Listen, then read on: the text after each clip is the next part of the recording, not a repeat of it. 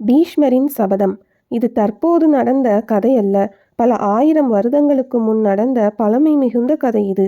சாந்தனு அஸ்தினாபுரத்தின் அரசராக விளங்கினார். அவர் மிகுந்த அறிவாளியாகவும் கருணை உள்ளம் கொண்டவராகவும் நீதி மிகுந்தவராகவும் இருந்தார். நாட்டு மக்கள் யாவரும் அவரை மிகவும் மதித்து நேசித்து வந்தனர். புனித நதி கங்கை சாந்தனுவின் முதல் மனைவியாவார். சாந்தனு கங்கையை நதிக்கரையில் கண்டு மிகவும் நேசித்து தான் அவரை திருமணம் புரிந்து கொள்ள விரும்புவதாக கூறினார்.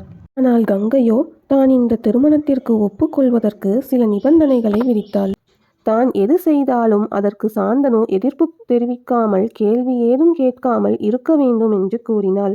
அவளை எப்படியாவது திருமணம் புரிந்து கொள்ள வேண்டும் என்ற ஆர்வத்தில் சாந்தனு கங்கை இட்ட நிபந்தனைகளுக்கு ஒப்புக்கொள்வதாக கூறினார். கங்கை ஒரு அழகிய பெண்மணி. அவள் தன் கணவரை மிகுந்த அன்போடு கவனித்து சிறந்த மனைவியாக விளங்கினாள். தனது மகிழ்ச்சி மிகுந்த வாழ்க்கையில் ஒரு வருடமே உருண்டோடியதை சாந்தனு உணரவில்லை. அவர் தான் கங்கைக்கு கொடுத்த சத்தியத்தையும் மறந்து போனார். இதற்கிடையில் அவர்களுக்கு ஒரு மகன் பிறந்தான். தன் வாரிசை பார்த்து சாந்தனு மிகுந்த களிப்புடன் இருந்தார். ஆனால் அவரது மகிழ்ச்சி நீண்ட காலம் நீடிக்கவில்லை. குழந்தை பிறந்த அந்த இரவிலேயே கங்கை குழந்தையை எடுத்துக்கொண்டு நதியை நோக்கி சென்றாள். சாந்தனு மிகுந்த குழப்பமடைந்தார். சாந்தனு கங்கையை பின்பற்றி சென்றார். அவளது எண்ணம் என்ன என்பதை அறிய முன்னரே கங்கை குழந்தையை நதியில் வீசி எறிந்து விட்டாள். கங்கையின் செயலுக்கான காரணத்தை கேட்க முனைந்தபோது தான் அவளுக்கு கொடுத்த சத்தியம் நினைவிற்கு வரவே எதுவும் கேட்காமல் விட்டுவிட்டார். இருவரும் மௌனமாக அரண்மனைக்கு திரும்பினர். நிகழ்ச்சிக்கு பிறகு சாந்தனுவிற்கு கங்கை மேல் இருந்த காதல் சிறிதும் குறையவில்லை. தன் குழந்தையே எவ்வாறு அவளால் கொள்ள முடிந்தது? இவள் ஒரு அரக்கியா, மனித பிறப்பா என்று அவர் வியந்தார். இருந்தாலும் சாந்தனு இந்த நிகழ்ச்சியை மறந்துவிட்டு கங்கையுடன் சந்தோஷமாக வாழ்க்கை நடத்தி வந்தார். பின்னர் கங்கை இன்னும் ஒரு மகனை ஈன்றாள். இந்த குழந்தையும் முதல் பிள்ளையை போன்ற விதியையே அனுபவித்தது. சாந்தனு மிகுந்த கவலையால் குழம்பி போனார்.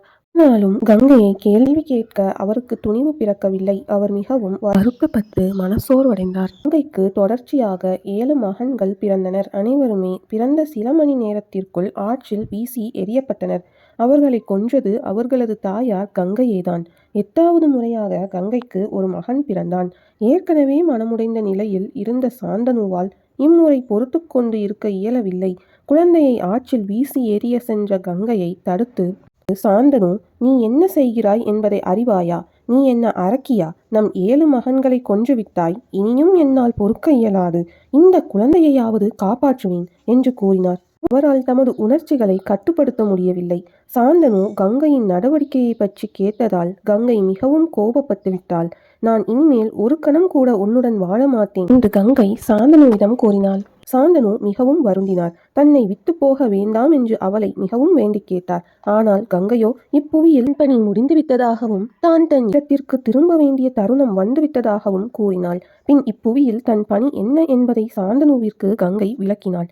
முன்னொரு காலத்தில் அஷ்டவசுக்கள் என்ற 8 தேவதைகள் இருந்தனர். ஒருமுறை பேராசையால் அவர்கள் வசிஷ்டரின் பசுவை திருட நினைத்தனர். அஷ்ட வசுக்களில் சிறுவரான பிரபாஷா அப்பசுவை திருடினார். சினமுற்ற வசிஷ்டரோ அவர்கள் புவியில் மனிதர்களாய் பிறந்திட வேண்டும் என்று சாபமிட்டார். அஷ்ட வசுக்களோ தங்களை மன்னித்து விடுமாறு மண்டியிட்டனர். வசிஷ்டர் மனமிறங்கி அவர்கள் பிரபாசாவை தவிர மற்ற 7 வசுக்களுக்கும் பிறந்த சில மணி நேரத்திலேயே இறந்து விடுவர் என்று பிரபாசா மட்டும் தன் முழு வாழ்வையும் இப்புவியில் வாழ்வார் என்றும் கூறினார். இந்த அஷ்ட வசுக்கள் தான் கங்கைக்கு பிறந்த குழந்தைகள். 7 வசுக்கள் ஆற்றில் வீசி எறியப்பட்டனர். எஞ்சியவர் பிரபாசா மட்டுமே. கங்கை சாந்தனுவிற்கு இக்கடையை கூறிவிட்டு பிரபாசாவை பின்னர் அவர் பொறுப்பில் விடுவதாக வாக்குறுதி கொடுத்துவிட்டு மறைந்தாள். 7 வருடங்களுக்கு பிறகு ஆற்றின் கரையில் ஒரு அழகான சிறுவன் வில்வித்தை பழகி கொண்டிருப்பதை சாந்தனு கண்டார். அவர் இச்சிறுவன்பால் ஈர்க்கப்பட்டார். அத்தருணத்தில் கங்கை அவர் முன் தோன்றி, இவன்தான் உங்கள் மகன் தேவவிரதன். அவன் ஒரு சாதாரணமானவன் அல்ல. எதிர்காலத்தில் அவன் ஒரு மிகப்பெரிய மனிதன் என்ற புகழை பெறுவான். அவனை நன்றாக கவனித்துக் கொள்ளுங்கள் என்று கூறிவிட்டு தன் இருப்பிடத்திற்கு சென்றுவிட்டாள். சாந்தனு மிக மகிழ்ச்சி அடைந்தார். அன்பும் ஆசையும் பெருக அவர் தன் மகனை இருக்க அணைத்து கொண்டார். தன் மகனை அரண்மனைக்கு அழைத்துச் சென்று நன்றாக கவனித்து வளர்த்து வந்தார். தேவவிரதன் துணிவு மிகுந்தவனாக வளர்ந்து வந்தான். சாந்தனு அவனுக்கு ஒரு ஆசிரியரை நியமித்தார். தேவவிரதன் அறிவு பசி மிகுந்தவராக கல்வித்துறையில் சிறந்து விளங்கினார். உண்மையில் சத்திரியனாக வித்தையில் சிறந்து வலிமை மிகுந்தவர் என்று போற்றப்பட்டார். நேர்மையாகவும் உண்மையாகவும் இருந்த அவர் யாவராலும் மதிக்கப்பட்டார். சரியான தருணத்தில் சாந்தனு தெய்வ விரதனுக்கு இளவரசராக பட்டம் சூட்டினார். ஒருமுறை சாந்தனு வேட்டைக்குச் சென்றார். ஆற்றங்கரையில் மிக அழகான ஒரு பெண்ணை கண்டார். அவள் பெயர் சத்தியவதி. அவள் தாசராஜா என்ற மீனவனின் மகள். சாந்தனு அவள் மீது காதல் கொண்டு அவளை திருமணம் செய்து கொள்ள விரும்புவதாக அவள் தந்தைக்கு தூது அனுப்பினார். தாசராஜா அதற்கு என் மகளை அரசர் திருமணம் புரிந்து கொள்ள சம்மதிக்கிறேன். ஆனால் அதற்கொரு நிபந்தனை விதிக்கிறேன். என் மகள் தான் பட்டத்து இளவரசியாகவும் அவளுக்கு பிறக்கும் குழந்தைதான் எதிர்கால அரசராகவும் இருக்க வேண்டும்.